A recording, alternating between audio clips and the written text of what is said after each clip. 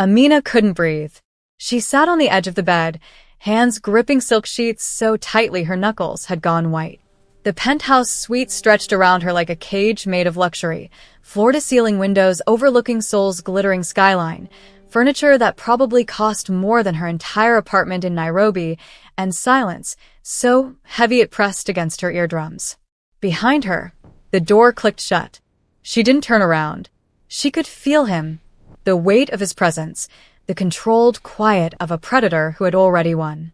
Kang Min-Jae, chairman of the Black Serpent Syndicate, the man she had married 20 minutes ago. His footsteps were deliberate, measured, each one a countdown to something she wasn't ready for.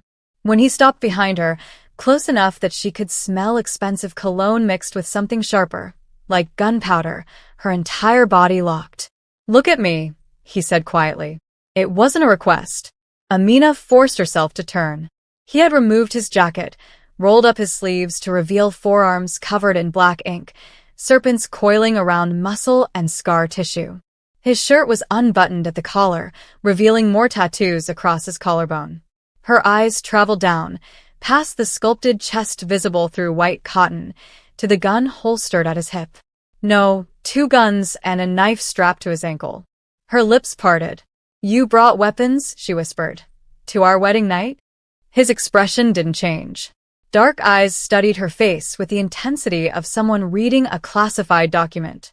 "I bring weapons everywhere. Even to bed? Especially to bed." The words should have terrified her. They did, but something else stirred beneath the fear, something that recognized the brutal honesty in his voice. He stepped closer. Amina's back hit the window, cold glass against her spine.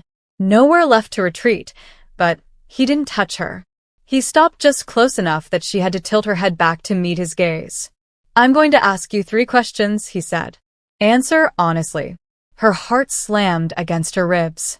"And if I lie? Then we start this marriage the hard way." "What's the hard way?" His jaw tightened. "You don't want to find out." She swallowed hard, tasting copper and fear.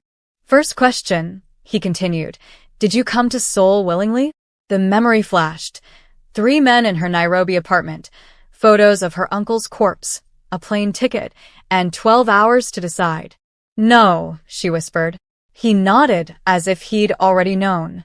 "Second question, do you know why your uncle stole from me?" "No." "Third question." He leaned in slightly. "Do you want to survive this?" Every instinct screamed at her to say yes, but something in his eyes made her hesitate. This wasn't about survival, it was about choice. "Yes," she finally said, "but not as your prisoner." Something flickered across his face, not quite approval, more like recognition. "Good," he said quietly, "because the men who want you dead don't care about your innocence." Her stomach dropped. What men? He pulled out his phone, tapped the screen, turned it toward her. A photograph appeared. Her mother, younger, sharper, standing beside men in military uniforms, expensive suits, the kind of power that didn't need to announce itself. Amina's knees weakened. "That's not." Her real name was Adaizo Koro. Min-Jae interrupted. Code name, Black Sparrow. She was an intelligence broker. She sold state secrets to the highest bidder, and 12 years ago, she stole something that made her the most wanted woman on earth. He swiped to another photo. Her mother entering a Swiss bank vault. Another swipe. Her mother shaking hands with a warlord Amina recognized from news reports. "Stop," Amina choked out. He didn't. Another photo. Her mother boarding a private jet. Date stamp, 3 weeks before the car accident that supposedly killed her. Tears blurred Amina's vision. "She's dead." "I was at her funeral." "You were at a closed casket." His voice was gentle now, almost kind. "Did you see the body?" Her breath hitched. "They said the accident." "There was no accident." The room tilted. Amina pressed her hands against the window to keep from collapsing. "Then where is she?" Min-Jae pocketed his phone. "If I knew that, you wouldn't be here." He walked to the bed and sat on the edge, giving her space, giving her time to process. "Your uncle found out about something your mother hid, a biometric vault containing intelligence that could topple governments. real names behind every shadow organization, cartel, intelligence network on the planet. He tried to steal it, tried to sell it to me. Amina's throat tightened. And you killed him? No. Someone else did, before he could deliver. He looked at her with those empty, calculating eyes. But before he died, he gave up one piece of information. The vault requires a biological signature to unlock your mother's bloodline. Understanding crashed over her like a wave. My DNA. You're the key, Amina, and now every organization that wants that vault is hunting you. She shook her head violently. I don't know where it is. I don't know anything about. I know. Then why marry me? Why not just take my blood and... Because a blood sample isn't enough. The vault requires conscious biometric authentication, retinal scan, fingerprint, voice recognition. All tied to genetic markers. You have to be alive and cooperative to open it. Her hands clenched into fists. So, I'm your prisoner? You're my wife. There's a difference. Is there? He stood, walking to a hidden panel in the wall, pressed his palm against it. The panel slid open, revealing a wall of screens, security feeds, satellite imagery, heat signatures. He tapped one screen. Footage appeared, Nairobi Airport. Amina walking through the terminal 3 days ago. A man in a dark coat following 20 feet behind her. Min-Jae zoomed in. The man's hand moved toward his jacket, then chaos erupted. 3 men in black suits intercepted him. A brief struggle, a flash of movement. The man collapsed. Amina's hand flew to her mouth. You killed him. My men saved you. He switched to another feed. Her apartment building in Nairobi, flames pouring from her windows, fire trucks arriving too late. That was yesterday, Min-Jae said quietly. They burned everything you owned. Sent a message. Tears streamed down her face. My photos, my mother's things, everything is gone. Because they know you're here, and they're coming. She turned to him, rage breaking through the fear. Then let them take me. I didn't ask for any of this. He crossed the distance between them in 2 strides, grabbed her shoulders, not hard, but firm enough that she had to look at him. Your cousin in Nairobi, Sarah, she walks home alone every night from that coffee shop on Gong Road. Amina's blood turned to ice. Don't you dare. Your brother in Lagos, Daniel, single father. His daughter just started school. Stop. Your aunt in Abuja, she visits the market every Thursday, same time, same route. Her voice broke. You're a monster. Yes. No hesitation. No shame, just truth. But I'm the monster protecting them.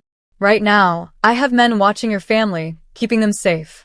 If you refuse me, I pull them back and nature takes its course. She wanted to scream, to fight, to run, but the math was simple and brutal. Marry him, live in a cage, keep her family alive, or refuse and watch everyone she loved die. How long? She whispered. How long what?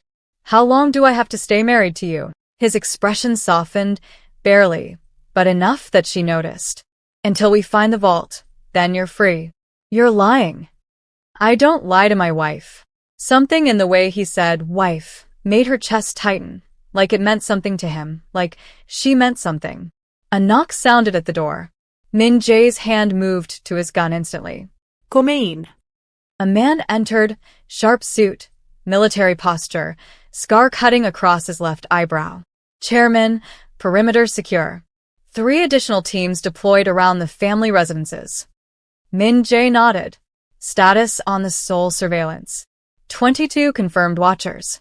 We've Identified 16. Working on the others. Double the counter-surveillance. I want to know who's funding them. Yes, sir. The man glanced at Amina, bowed slightly, then left. The door clicked shut.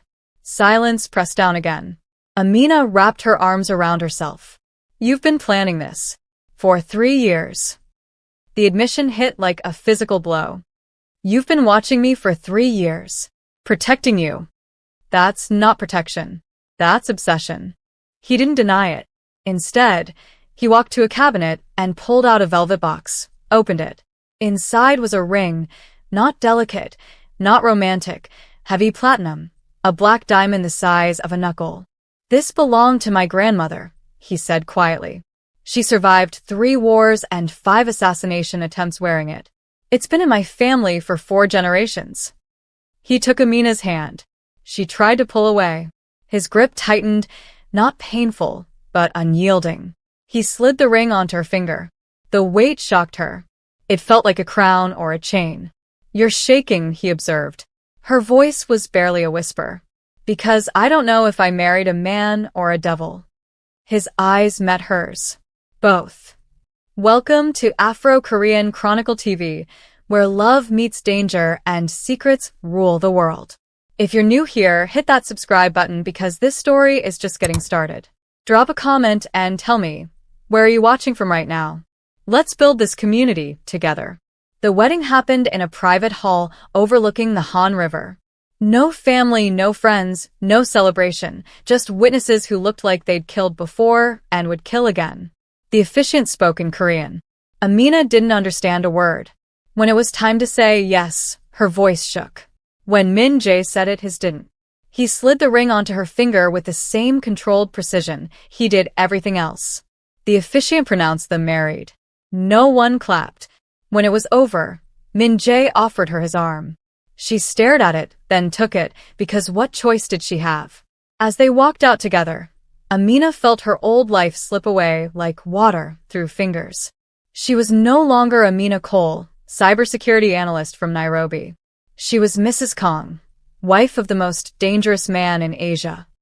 And the war for her mother's secrets had only just begun. That night, Amina stood on the penthouse balcony, staring at Seoul's endless lights. Behind her, the door opened. Min-Jae stepped out, carrying 2 glasses of whiskey. He handed her one. She took it, but didn't drink. You should eat something, he said. I'm not hungry.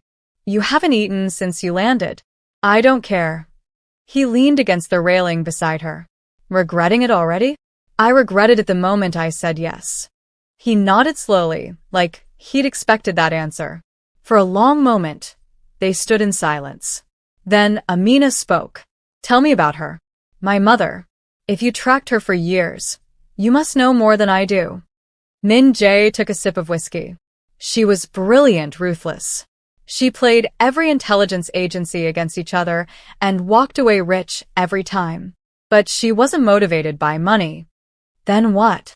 Power, control, the ability to shape outcomes. He paused.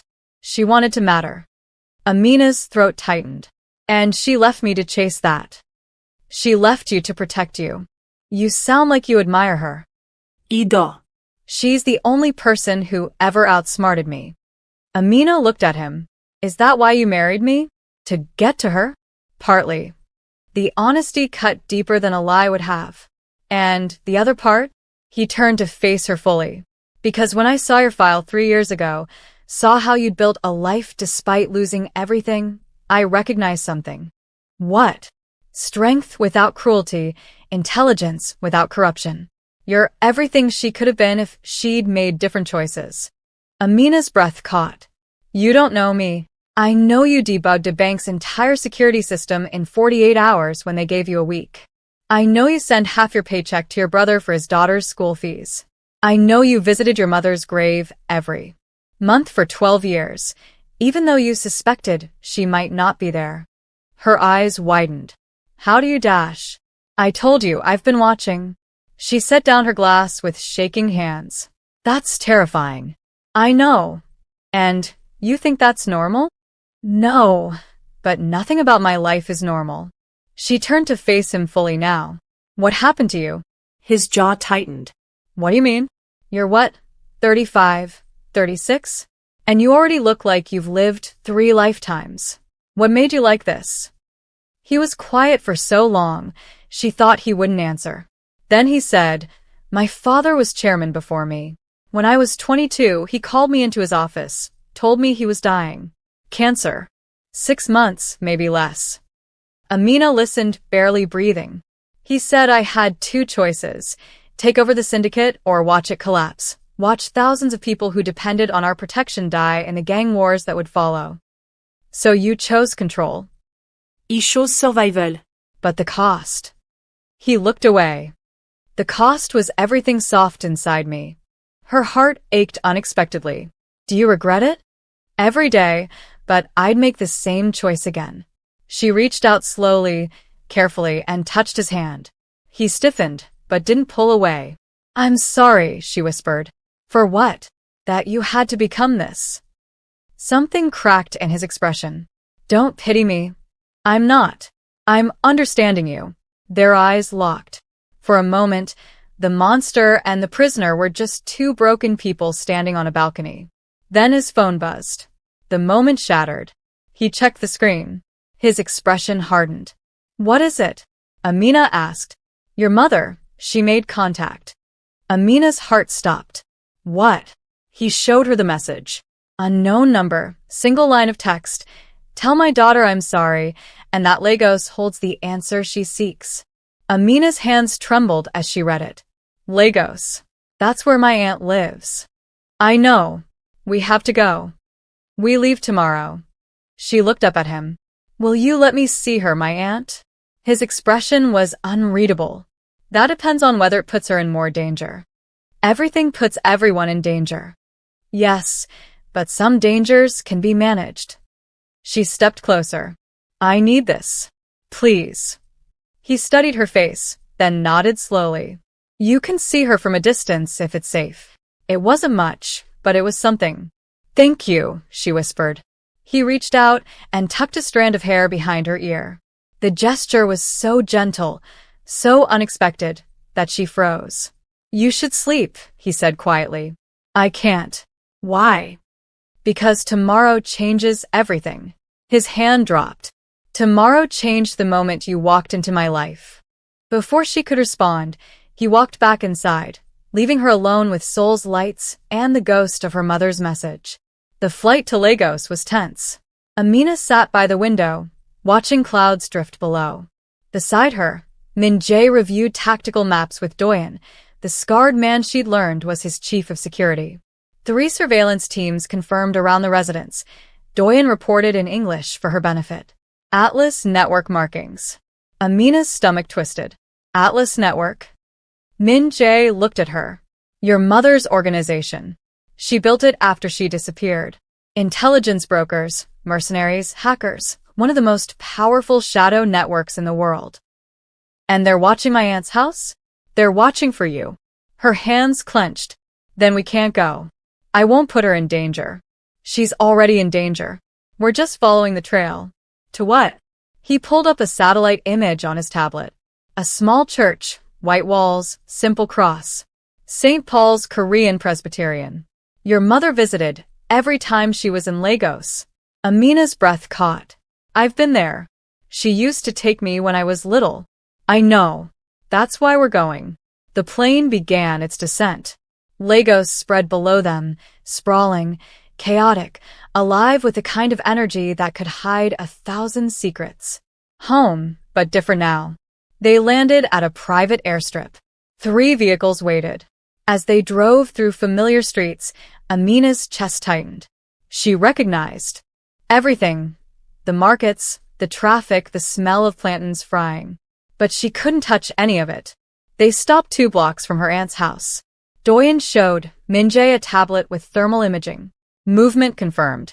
2 vehicles for hostiles. Min-Jae nodded, then handed Amina binoculars. Look. She pressed them to her eyes, focused on her aunt's house, and there, walking out the front door, carrying a basket, was Aunt Kiamaka, older, grayer, but alive, safe. Tears blurred Amina's vision. She's okay, she whispered. For now, Min-Jae said quietly. He let her watch for another minute, then gently took the binoculars back. The church is 3 blocks away.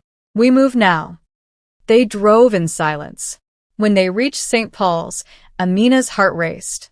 The building looked exactly as she remembered. Small, humble, a place where secrets could hide in plain sight.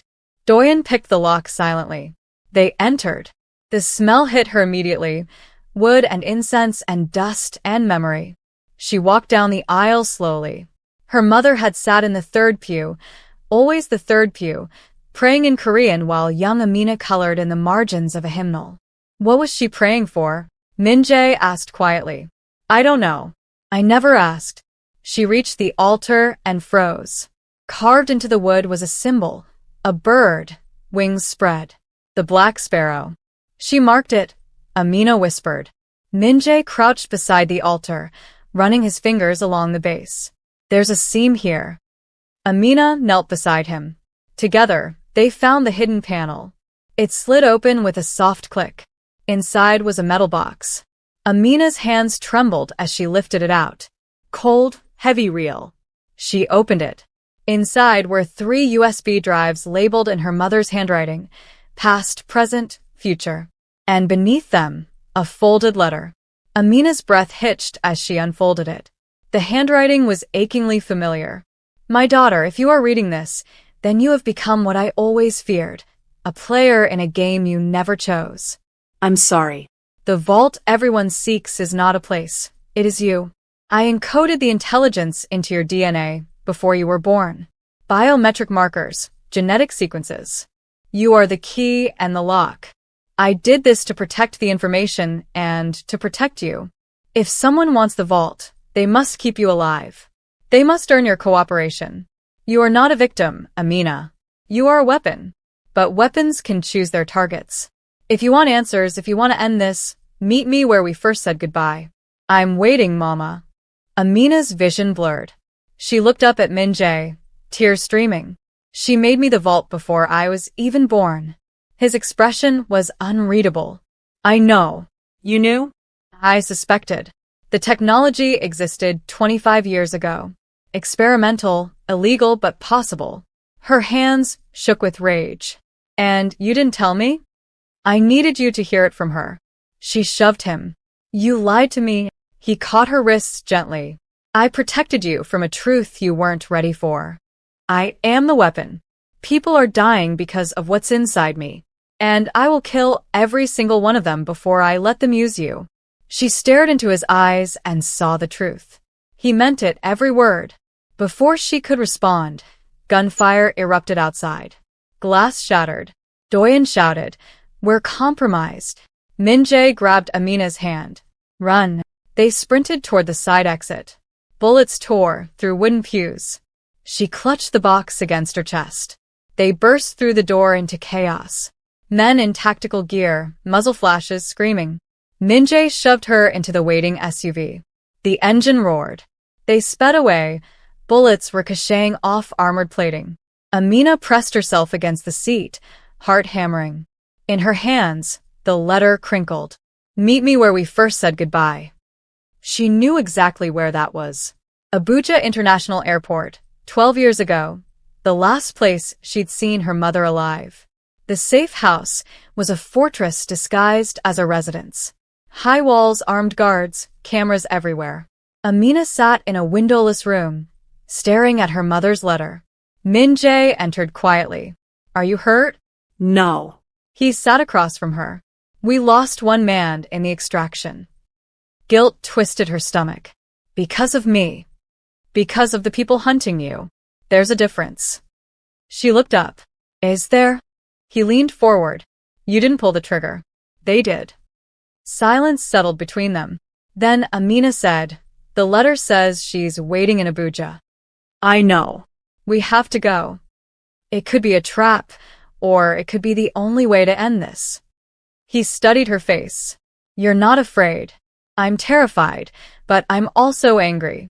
Something that might have been pride flickered in his eyes. Anger will keep you alive. Then teach me to use it. He stood. Come with me. He led her to a basement converted into a shooting range. Concrete walls, targets downrange. He handed her a Glock 19. You need to know how to fight. I've shot a gun before. University rifle range. This is different. This time, the target shoots back. He moved behind her, adjusting her stance, his hands on her shoulders, his voice low near her ear. Feet shoulder width. Bend your knees.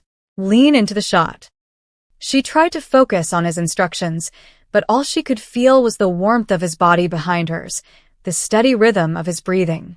Breathe, he said quietly. Fear makes you shake. Control your breath. Control your body. She inhaled slowly, exhaled. Her hand steadied. Good. Now raise the weapon. She lifted the gun. Don't pull the trigger. Squeeze it like you're bringing it back to you. She squeezed. The gun kicked. The sound deafened. The bullet hit low and left. Again, he said. She fired. Closer. Again. She fired. Center mass. Her breath came faster. Not from fear, from power. She lowered the gun slowly. I hit it. You survived it, he corrected. Hitting the target means nothing if you're dead. She turned to face him. Why are you really doing this? Doing what? Training me, protecting me. You could have just taken my blood.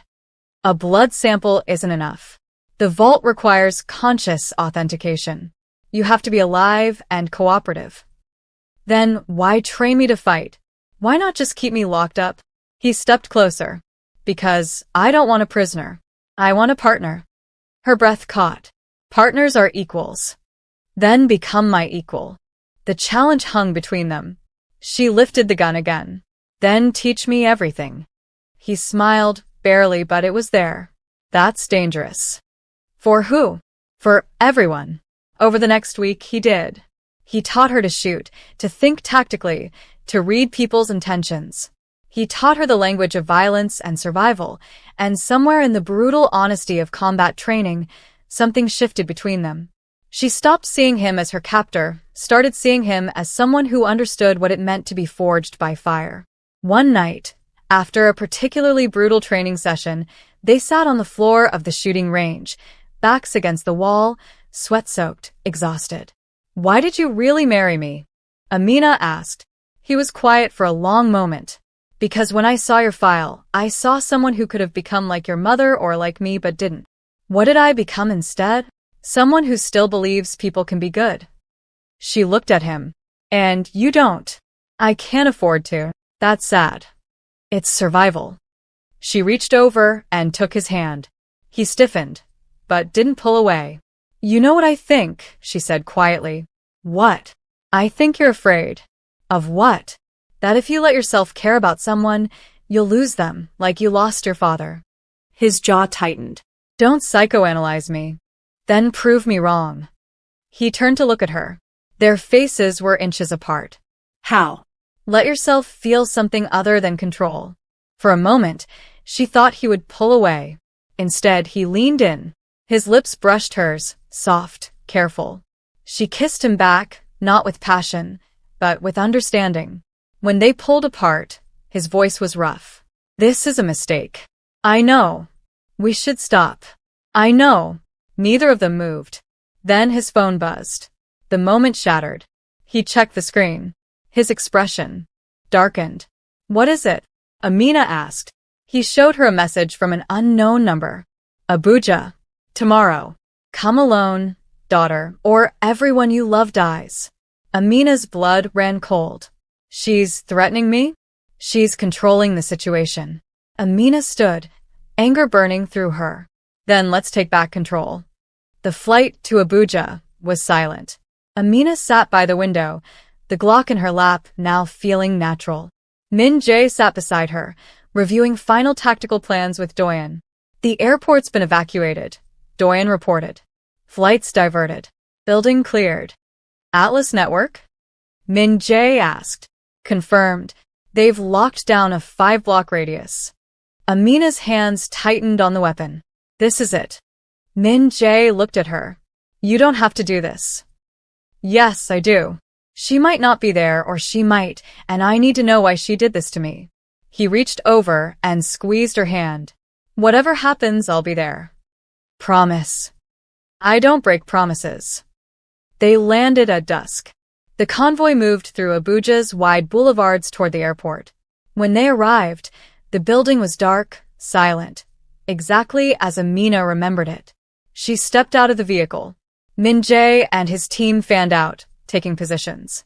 I'm going in alone, Amina said. No, Min-Jae said immediately. It's the only way. She won't show if you're with me. His jaw clenched. Then you wear this. He fitted a comm device in her ear. I hear everything. Anything goes wrong. You storm in like the warlord you are, she finished. Despite everything, he almost smiled. Yes. She checked her weapon. 15 rounds, one chambered, safety off. She walked toward the terminal alone. Behind her, she felt Min-Jae's eyes watching, waiting, ready to burn the world if she fell. The terminal was eerily quiet. Her footsteps echoed on polished floors. She walked to Gate 7, the last place she'd seen her mother, and there, stepping out of the shadows, was the woman who had haunted her dreams for 12 years. Older, grayer, but unmistakable. Nana, Amina Os. Her mother smiled, sad, proud, broken. My beautiful daughter. You've become everything I hoped. Amina's hand moved to her weapon. You turned me into a weapon without asking. I gave you power in a world that takes everything from women like us. By making me a target? Her mother stepped closer. By making you untouchable. You are the vault, Amina. No one can use the information without you. That makes you the most powerful person in this room. Amina's voice shook. I didn't want power. I wanted a mother. Tears filled the older woman's eyes. I know, and I'm sorry, but I couldn't be both. The world doesn't allow it. Footsteps echoed behind her mother. 3 men emerged from the shadows, armed, positioned. Amina's heart raced. Call them off, she said. I can't. They don't work for me anymore. Understanding crashed over her. You lost control. I gave it up to protect you. One of the men spoke. Enough talking. The vault, now. Amina's finger moved to the trigger. It's not something you can take. We know. That's why we're taking you. He raised his weapon. Amina fired. Clean, perfect, center mass. He dropped. The other 2 dove for cover. Chaos erupted. Her mother grabbed her arm. Run. They sprinted toward the exit. Behind them, gunfire exploded. Min-Jae's team had breached. She heard his voice, cold, controlled, lethal, issuing orders. She and her mother burst through the doors. A helicopter descended, rotors screaming. Get in, her mother shouted. Amina hesitated. Behind her, Min-Jae emerged from the terminal, blood on his face, weapon raised. Their eyes met across the distance. She had a choice: go with her mother, learn everything, abandon the man who had become her anchor, or stay, face the war, stand beside someone who had never lied about what he was. Amina, her mother screamed. Now. Min-Jae didn't move, didn't call out, just watched, waiting for her choice. Amina looked at her mother, then at Min-Jae, and made her decision. She ran, not toward the helicopter, toward Min-Jae. Her mother's scream was swallowed by the rotors. The helicopter lifted, disappeared into the night. Amina reached Min-Jae, breathless. He lowered his weapon, searched her face. You came back. I chose you. His eyes darkened with something that looked like wonder. Why? Because you never lied to me about what you are. She did. He reached for her hand. She took it. This doesn't mean I love you, she said. I know, but I trust you more than I trust her. His grip tightened. That's enough. Behind them, Doyen approached holding a phone. Chairman, Mrs. Kang's mother left something. He handed it to Min-Jae. A video message was cued. Amina's mother's face filled the screen. She looked tired, Set. but also relieved. My daughter, she began. You chose him. I'm not surprised. I raised you to be smarter than me. She paused, glancing off camera as if checking for threats. The vault inside you will destroy anyone who tries to extract it by force. The genetic encoding is tied to your central nervous system.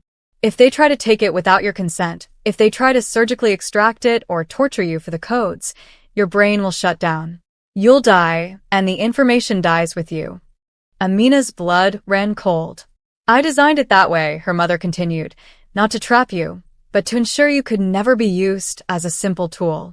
You have to choose to unlock it. You have to want to. She leaned closer to the camera. The activation codes are in your mind, buried in memories I planted when you were a child. The lullabies I sang, the stories I told, the games we played, they were all mnemonic devices. She smiled sadly. You were always the smartest thing I ever created, and the only thing I ever loved more than power. Her expression hardened. The Atlas network is fractured now. Some factions will hunt you. Others will try to recruit you. But know this. You are not prey, Amina. You are the predator they should fear. She glanced off camera again. Urgency crept into her voice. I'm going dark, for good this time. If you ever unlock the vault, if you ever decide to use what's inside you, remember, information is only as good as the person wielding it. Don't become me. Become better. The video ended. Amina stared at the blank screen. Silence pressed down. Then she said quietly, she knew I'd choose you. Min-Jae looked at her. How? Because she designed me to survive, and you're the best chance at that. He pulled her close. For the first time since this nightmare began, she let herself collapse against him, not out of weakness, but out of choice. What happens now? She whispered. We go home. Seoul. Yes. And then, we decide what to do with the most dangerous weapon on Earth. She pulled back to look at him. You mean me? I mean us, because if you're the weapon, I'm the one who decides who you're aimed at. She should have been afraid of that. Instead, she felt something else, relief. Because for the first time in her life, someone wanted to protect her not despite her power, but because of it. 3 months later, Amina stood in a war room that hadn't existed before. Not Min-Jae's, hers. Built in a secure facility beneath one of his Seoul properties, it was filled with screens, servers, encrypted communications networks. She had spent 3 months learning to access the vault inside herself, the memories her mother had planted, lullabies that contained encryption keys, bedtime stories that held access codes, games that were actually training exercises in information architecture. It had all been there, waiting, and now she could unlock it. Not all at once, not recklessly, but piece by piece. She was learning to wield the weapon her mother had made her. Min-Jae entered, carrying coffee. He handed her a cup. The Bangkok operation is complete. 4 trafficking networks dismantled. 63 victims recovered. Amina nodded, studying the map on the wall. And the syndicate leaders? Dealt with. She knew what that meant. 6 months ago, the word would have made her sick. Now she understood. Some people couldn't be reasoned with, only stopped. What's next? She asked. He pulled up a file on the main screen. Remember the faction that tried to take you in Lagos? The Atlas defectors? They've regrouped. They're calling themselves the Sparrow Initiative. Amina's jaw tightened. Using my mother's name. Using your legacy. They're recruiting, building a network. To do what? To finish what your mother started. Sell intelligence to the highest bidder, destabilize governments, create chaos. She set down her coffee. Then we stop them. It won't be easy. They have resources, connections. She turned to face him. So do we. He studied her face. You've changed. You're not afraid anymore. I'm terrified, but fear doesn't control me now. He stepped closer. What does? Choice. She reached up and touched his face. Over the past 3 months, something had shifted between them. The forced marriage had become something else. Not love, not yet, but partnership, trust, understanding. I need to tell you something, she said quietly. What? I accessed a memory last night, one of the deepest ones my mother planted. His expression sharpened.